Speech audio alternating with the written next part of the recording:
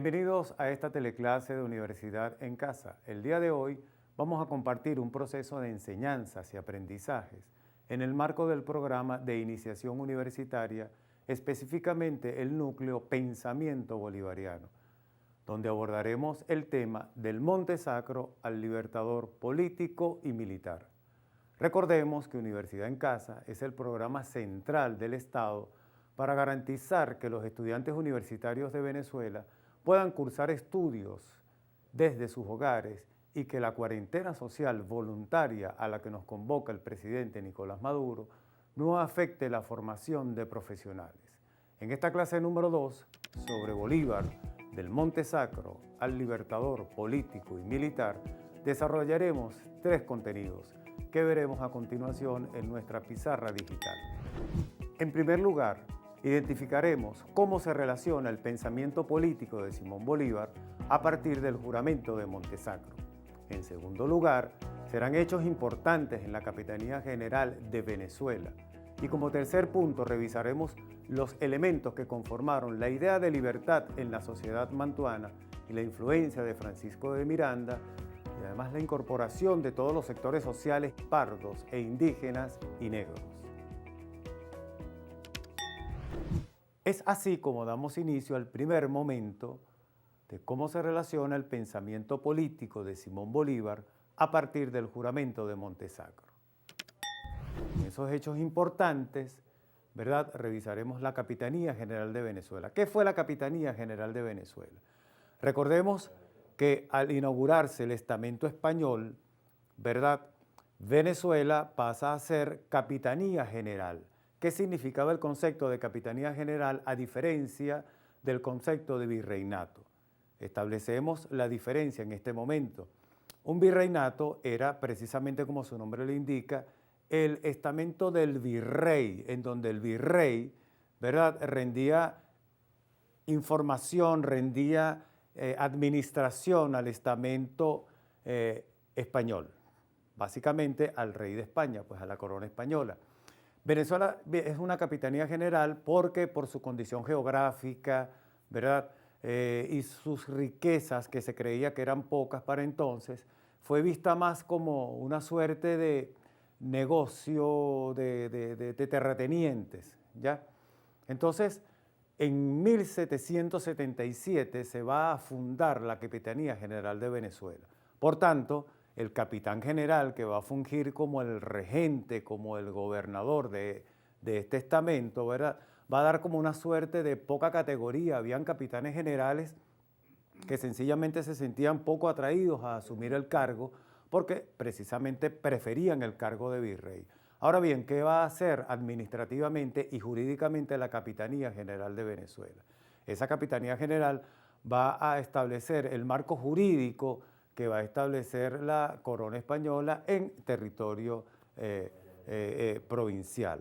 De manera que la capitanía va a administrar no solamente lo político, lo social, lo militar, lo religioso, sino que incluso va a administrar todo el estamento social de esa vida, ¿no? No obstante, los rigurosos planes, el riguroso control de la Capitanía General de Venezuela va a alcanzar con los primeros alzamientos, ¿verdad?, tanto de indígenas como de negros. La negritud, ¿verdad?, que va a tener ese papel fundamental en ese momento. De manera que los alzamientos de indígenas, ¿por qué se va a producir? Porque precisamente la Capitanía General de Venezuela viene a ser esa especie de ente controlador, ente que va a suplantar incluso la bondad del trabajo. No olvidemos que la sociedad indígena venezolana, la originaria, la que se encuentra al momento de la llegada del conquistador español, de la invasión del conquistador español, va a ser diezmada, va a ser destruida. Pero esto no amilana para nada el valor de los indígenas venezolanos. Hay que destacar que nuestros indígenas venezolanos se van a alzar en contra de esa llamada Capitanía General. Hay nombres que todavía suenan de manera rimbombante en la historia venezolana, en la historia de ese momento. Por ejemplo, el nombre de los caciques Huaycaipuro, Chacao, Terepaima, Sorocaima, Catia, Baruta, van a dar muestras ¿verdad?, de resistirse no solamente ante el control del estamento español, sino a resistirse en función o en contra de lo que va a representar una nueva manera de ver la vida. Y vaya qué manera de ver la vida, porque era una manera oprobiosa de esclavizarlos, de diezmarlos. No olvidemos en el caso de la llamada provincia de Margarita, pero que en otro hora estaba la comunidad aborigen Guayquerí, que fue virtualmente, prácticamente diezmada por la sociedad española, por ese estamento español dirigido, quiero destacar, por la Capitanía General de Venezuela. Quiero hacer una acotación: el primer director de la Capitanía General de Venezuela fue don Pedro José de Olavarriaga, feroz administrador español, que, repito, diezmó la capitanía, el territorio, pues, que quedó como Capitanía General de Venezuela. Por otro lado, los negros, la negritud va a tener una posición fundamental. El alzamiento de indios y negros, o de indígenas y negros, se va a confabular, repito, en contra de la Capitanía General. Hay rebeliones muy importantes de la negritud venezolana, como la rebelión de Andresote, de Juan Manuel del Rosario, de Juan Francisco de León, la rebelión de una de las más importantes, bueno, en realidad todas fueron importantes, pero unas que marcaron, digamos, ese hito, que hicieron temblar de una u otra manera ese estamento español, y fue la rebelión nada más y nada menos que de José Leonardo Chirino, allá en las serranías de Coro. José Leonardo Chirino, de verdad, que marcó una pauta, un antes y un después en lo que significó las rebeliones y alzamientos en la Capitanía General de Venezuela. Visto desde este punto de vista, ¿verdad?, el legado histórico que dejan este tipo de rebeliones en contra de la Capitanía General de Venezuela va, digamos, como que a crear una suerte de conciencia, una ideología política, pudiéramos decir, que se va a consolidar a partir de la estructuración, o se contrapone a la estructuración de la sociedad criolla española. La sociedad criolla española nos trajo consigo, por ejemplo, elementos tan segmentados como podemos establecerlo desde la siguiente manera. La sociedad española va a establecer, a diferencia de los indígenas, nuestros indígenas originarios, y de la traída del negro como mano de obra barata, mano de obra esclava, va a traer un estamento que va de la siguiente manera, es decir, eran blancos peninsulares, blancos de orilla y blancos criollos. Los blancos peninsulares eran los blancos venidos de España, hay que destacar esto, y estos blancos ocupaban cargos administrativos, cargos religiosos y cargos militares. Los blancos de orilla eran aquellos que venían de las Islas Canarias, ¿verdad?, y que ocupaban, entre otras cosas, el oficio o la mano de obra de ese estamento español, es decir, le servían a los blancos peninsulares. Pero los blancos criollos son los nacidos acá. Los blancos criollos son los que van a nacer en la Capitanía General de Venezuela y que, por tanto, ¿verdad?, van a consolidar una nueva idea de criollismo. Por tanto, esos blancos criollos van como que a conjugar una suerte de identidad, pudiéramos decir, es un sentido identitario de la idea de un nuevo territorio. Estos tres grupos sociales, blancos peninsulares, blancos de orillas, blancos criollos, van a empezar a enfrentar una suerte de rivalidad. ¿Por qué decimos esto? Porque esa suerte de rivalidad se va a traducir nada más y nada menos en las posturas ideológicas que se van a consolidar a partir nada más y nada menos de la llegada de Francisco de Miranda. ¿Por qué esto? No olvidemos que Francisco de Miranda, considerado prócer de la independencia venezolana, ¿verdad?, ¿qué está buscando Francisco de Miranda? Francisco de Miranda, más allá de buscar la independencia de Venezuela, la independencia de América, está proponiendo por primera vez la república. El tema, el concepto de república, por supuesto, hacía temblar al estamento español. Hablar de república significaba en dos platos independencia. En consecuencia, Francisco de Miranda, cuando llega a Venezuela, a las costas venezolanas, va a traer nada más y nada menos que tres elementos fundamentales. Esos tres elementos fundamentales serán la imprenta, la idea de libertad y el símbolo patrio, es decir, el amarillo, el azul y el rojo. En consecuencia, esa simbología de la idea de independencia se va a consolidar a partir de herramientas, es decir, van de lo teórico, de lo utópico a lo práctico. Por tanto, esa idea de libertad que se está consolidando, que tiene un piso epistemológico muy importante a partir de las rebeliones indígenas, a partir de las rebeliones de negros, a partir de ya Francisco de Miranda, digamos, con todo un estamento lógico, con un estamento identitario, académico, ideológico, hasta sociológico, va a dar cuenta con lo que va a significar el 19 de abril de 1810 y el 5 de julio de 1811. De esta manera, finalizamos el primer momento y daremos inicio al segundo momento. La influencia de esas rebeliones indígenas y negros tiene una trascendencia desde un punto de vista general en la idea de los primeros venezolanos. ¿Por qué? Porque lo ideológico-político de esas luchas independentistas marcaron una pauta importantísima. El 19 de abril de 1810, ¿verdad?, en donde aparece la figura de Francisco de Miranda, está dando nada más un inicio a lo que se va a consolidar o lo que se va a ver a futuro con la consolidación de la independencia de Venezuela.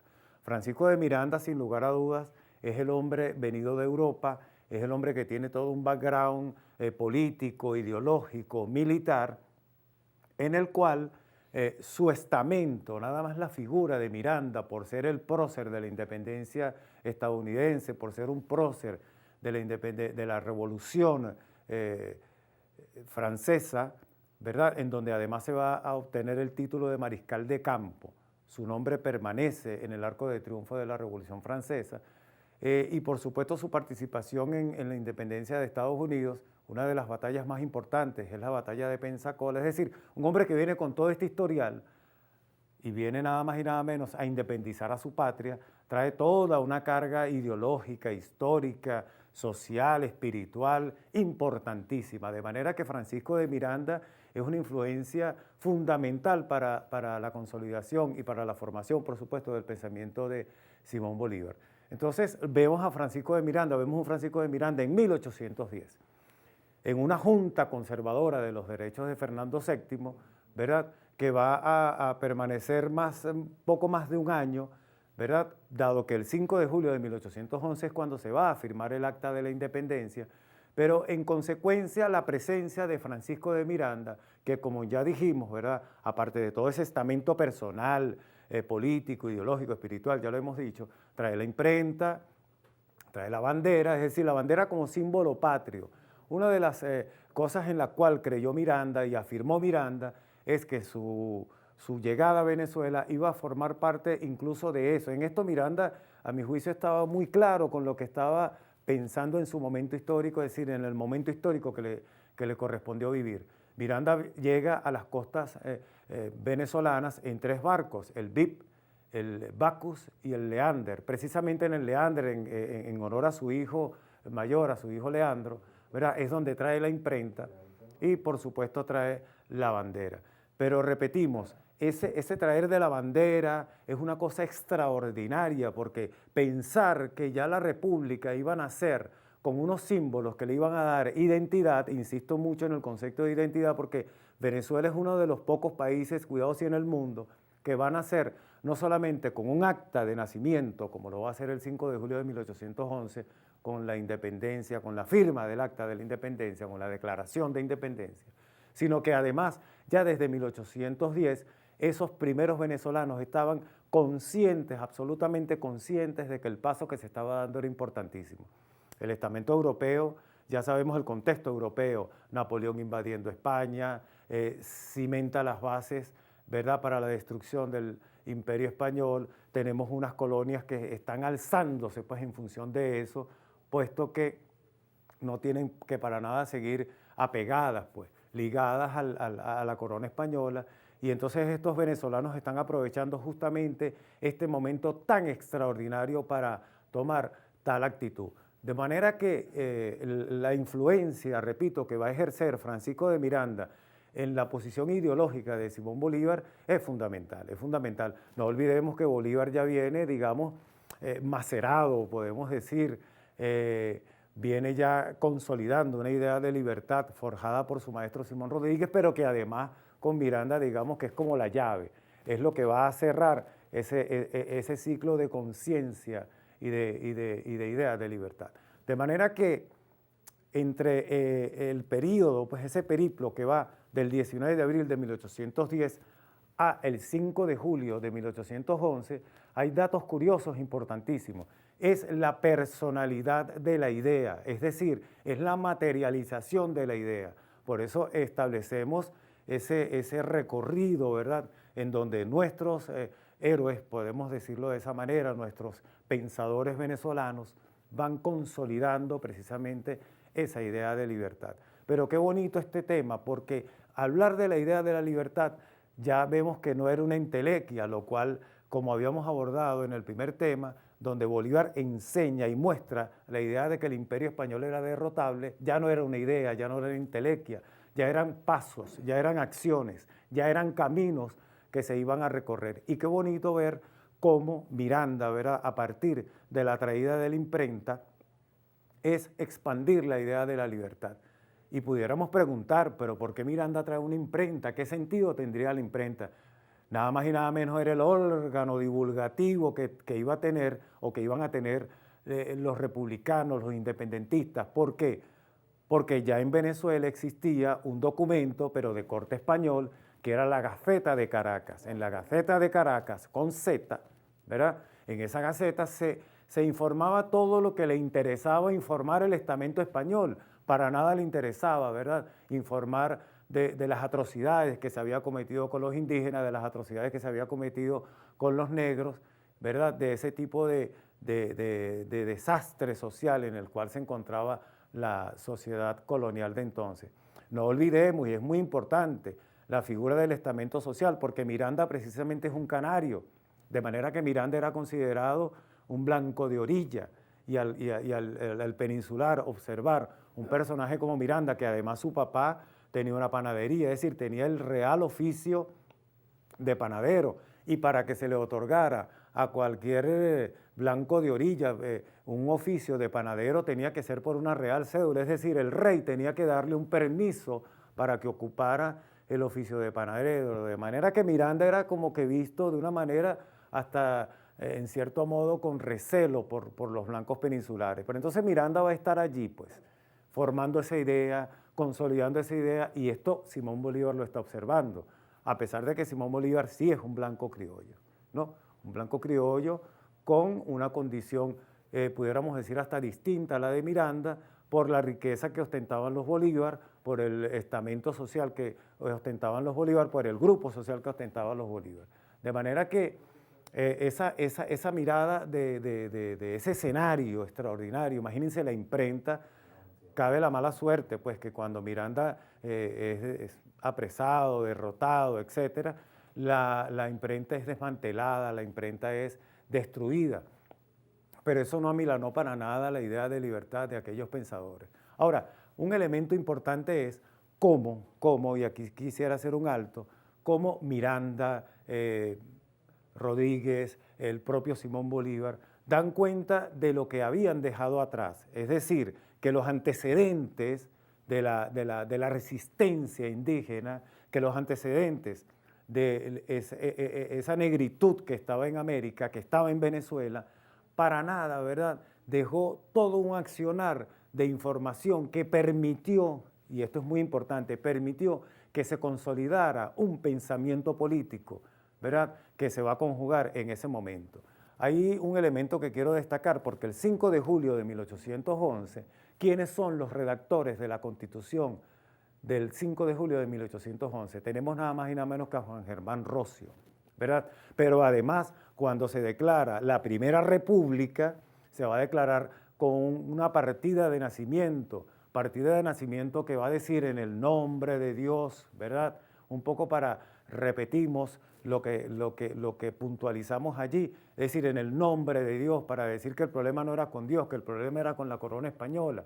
De manera que Bolívar, ¿verdad?, que está consolidando su idea, ¿no?, tiene un entendimiento claro, entendimiento que se va a materializar, repito, con hombres como Juan Germán Rocio, Juan Bautista Picornell. No olvidemos el evento del 19 de abril, donde se emplaza a Vicente Emparan, que era el capitán general en ese momento, que se emplaza para para que vaya a Cabildo y todo lo demás. Por eso decimos que hay un periplo interesantísimo entre el 19 de abril de 1810 al 5 de julio de 1811. Y una acción suspicaz que no podemos dejar de lado es el hecho de que primero se declara la Junta Conservadora de los Derechos de Fernando VII, pero posterior se declara la independencia de Venezuela. Hasta este punto hemos desarrollado el segundo momento. En este tercer momento, todas las ideas de libertad había que colocarlas de una manera muy sui generis. Cuando me refiero a lo sui generis, estoy hablando de que no podía Venezuela, o los primeros venezolanos, o esa institución que se intentaba impulsar de la independencia, de un solo plumazo declarar la independencia. Había que preparar el terreno. En consecuencia, preparar el terreno, ¿qué significaba? Significaba consolidarse en la idea de libertad, por una parte, convencer al estamento social de la época, tratar, digamos, de minimizar la acción de los blancos peninsulares, capitalizar, captar a los blancos de orilla y al resto de los grupos sociales, es decir, a los indígenas, ¿verdad?, a los esclavos. Entonces no era una tarea fácil, ¿no? No era una tarea fácil por cuanto las ideas tendrían que ir para convencer. De manera que independizar la República de una sola vez era una entelequia. Entonces había que preparar el terreno. Al hablar de la Junta Conservadora, nada más y nada menos de los derechos de Fernando VII, ¿qué se está haciendo? Se está diciendo nada más y nada menos que Venezuela, o que esos venezolanos están abonando todo un piso epistemológico, un piso ideológico, ¿verdad?, espiritual y hasta militar, para poder afrontar lo que a futuro iba a ser o iba a significar la independencia de Venezuela. De manera que, en ese sentido, hablar de una sola vez, el 19 de abril, donde se va a producir el primer grito de independencia, donde Juan Bautista Picornell, nada más y nada menos, increpa al capitán general, a Vicente Emparan, y lo conmina a que vaya a Cabildo, hay un elemento curioso. 19 de abril de 1810 era Jueves Santo. Y por supuesto, esos venezolanos de verdad que eran muy suspicaces, ¿no? Porque ellos aprovecharon hasta el último momento. Vicente Emparan, que iba a la Catedral de Caracas, los oficios religiosos, es Juan Bautista Picornell quien lo toma de la mano y le dice, vamos a Cabildo y vamos a consultarle al pueblo. Es decir, es el primer Congreso Constituyente en América. Esto es un elemento de verdad extraordinario, sin precedentes, porque consultarle al pueblo por primera vez si quería que el Imperio Español lo siguiera gobernando, que lo siguiera rigiendo los destinos de la patria, de verdad que era un hecho importante. De manera que cuando Vicente Emparan se dirige al balcón, ¿verdad?, y en ese 19 de abril el pueblo le dice, le solicita de que no quería pues más mando. De hecho hay una frase que quedó para la posteridad. Emparan pregunta, Vicente Emparan y Orbe pregunta que si el pueblo quería que él lo gobernara, y el pueblo dice que absolutamente no, que lo que quieren es independencia, ¿verdad? Él dice, pues yo tampoco quiero mando. Esas palabras de verdad que quedaron lapidadas. Pero aún así, la Junta Conservadora de los Derechos de Fernando VII, repito, es la que está consolidando la idea de la libertad. Y es una cosa verdaderamente, repito, muy sui generis, porque la Junta Conservadora comienza a hablar de igualdad, de liberación de los esclavos, es decir, de abolición de la esclavitud, de incorporar todos los grupos sociales y no seguir con aquel estamento oprobioso de blancos peninsulares, blancos de orilla, blancos criollos, caramba, ¿verdad? Y entonces comienza a establecer ese elemento fundamental. De manera que el 5 de julio, cuando se firma el Acta de la Independencia, que se inaugura otra empresa, porque declarar la independencia no solamente quedaba allí, ¿no? Declarar la independencia pasaba también por la idea, ¿verdad?, de convencer al resto de las provincias venezolanas de que era necesario la independencia de Venezuela. Hay un elemento importante que no puedo dejar pasar, y es que ya había dicho al comienzo que Venezuela es capitanía general y América contó con 5 virreinatos, el virreinato del Río de la Plata, el virreinato de Santo Domingo, el virreinato de la Nueva Granada, el virreinato de México, ¿verdad?, y el virreinato del Perú. Entonces esa figura de virreinato, ¿verdad?, sentía, digamos, una figura administrativa poderosa. No es igual sentirse un ciudadano de la capital o un súbdito, es que ni siquiera la Capitanía General daba la posibilidad de ser súbdito. Era un ciudadano, era un individuo de la Capitanía General, a diferencia de alguien que venía de un virreinato, de un individuo que venía de un virreinato que era un súbdito del rey, de manera directa. Ahora, ¿por qué decimos que la firma del Acta de la Independencia no fue, digamos, una empresa fácil? Porque hubo provincias como la de Coro, como la de Maracaibo, que vaya que no firmaron desde el primer momento. ¿Por qué no lo hicieron? Porque su afinidad era más hacia el virreinato de Nueva Granada o de Santo Domingo, bien sea por la cercanía territorial, bien sea porque se sentían más identificados con los virreinatos que con la propia capitanía, precisamente, repito, por el problema de la categorización social. De manera que eso se fue consolidando de una manera muy sui generis. Por eso hablo de la inteligencia y de la suspicacia de esos primeros venezolanos cuando van capitalizando la idea de, bueno, vamos a formar una república. Entonces, al firmarse el Acta de la Independencia, hubo provincias que tardaron un poco en firmar. Se dice incluso, y está historiado, de que el Acta de la Independencia termina de firmarse casi un mes después de su declaración.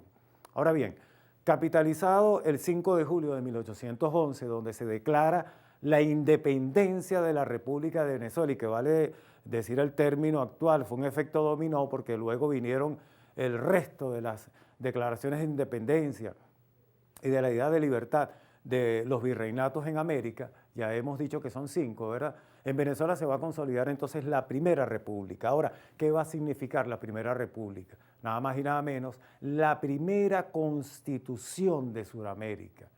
Y en la primera constitución de Sudamérica, por tanto, es el nacimiento de la República de Venezuela. Situación esta que ya sabemos luego el panorama europeo, el panorama universal. Fernando VII recupera el poder, decide mandar tropas hacia Venezuela, como era lógico que lo hiciera, ¿verdad? Tratar de recuperar a la Capitanía General. Quedaron verdaderamente los españoles atónitos a esto, porque lo que ellos menos se pensaron era que la independencia de haber venido iba a venir nada más y nada menos que de la Capitanía General de Venezuela. En consecuencia, ¿verdad? Al consolidarse la Primera República de una manera muy prematura, ¿verdad? Va a fallecer, va a fenecer, se va a disolver la Primera República. Y con la Primera República, digamos que comienzan a resquebrajarse las ideas de libertad, los primeros sueños, pero lo que no se resquebrajó nunca fue la Constitución, es decir, se mantiene la Constitución de 1811. ¿Verdad? En consecuencia, se va a llegar pues a un estamento de vida distinto, se va a olfatear, se va a sentir, se va a palpar lo que es la independencia nacional, ¿no? Y además, no podemos dejar de lado que cualquier duda que pudo haber existido en ese momento fue saldada por el propio Simón Bolívar. ¿Y por qué digo esto?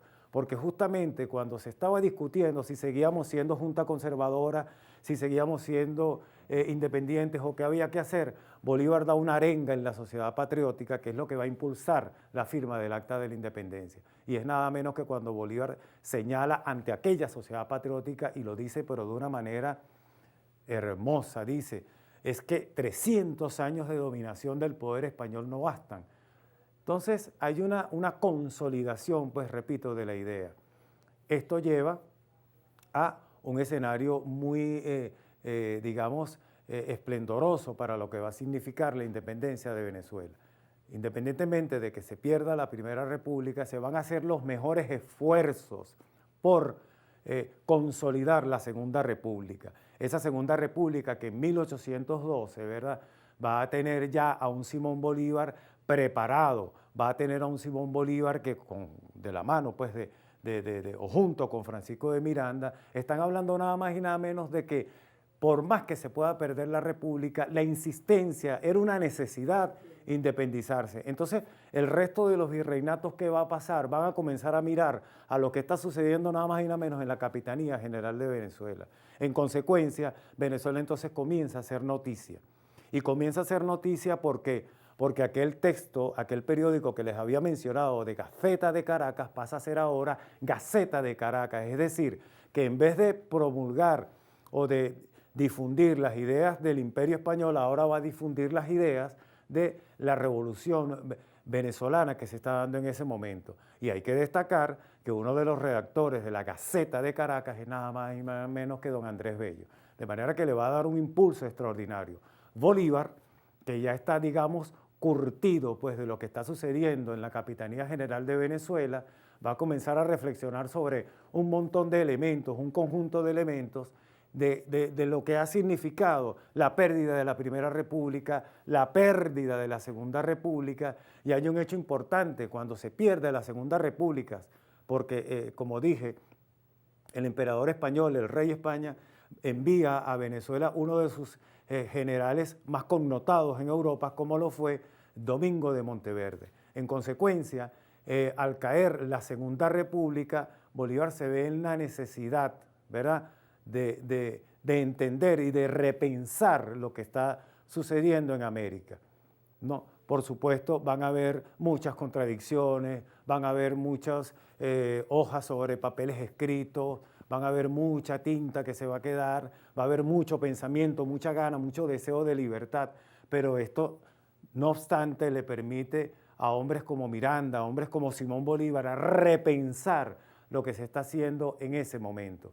De manera que este escenario que nos tocó y que le tocó vivir a aquellos venezolanos, para nada desperdició la idea de la libertad y la idea de la emancipación en su momento histórico. En conclusión, les recomiendo textos como, por ejemplo, Obras completas de Simón Rodríguez. Les recomiendo a Alfonso Romanzo González, quien hace un extraordinario trabajo sobre la figura de Francisco de Miranda, las obras completas del libertador Simón Bolívar, donde contempla, digamos, todo el epistolario, las cartas, los documentos del libertador, las reflexiones, los pensamientos que hace Simón Bolívar sobre la gesta de independencia, sobre todo en estos primeros años. De esta manera, hemos desarrollado esta teleclase de Universidad en Casa con el tema número 2, denominado Del Monte Sacro al Libertador Político y Militar. Un buen momento para que vayamos a nuestra lista de cotejos para identificar los contenidos aprendidos durante la clase de hoy.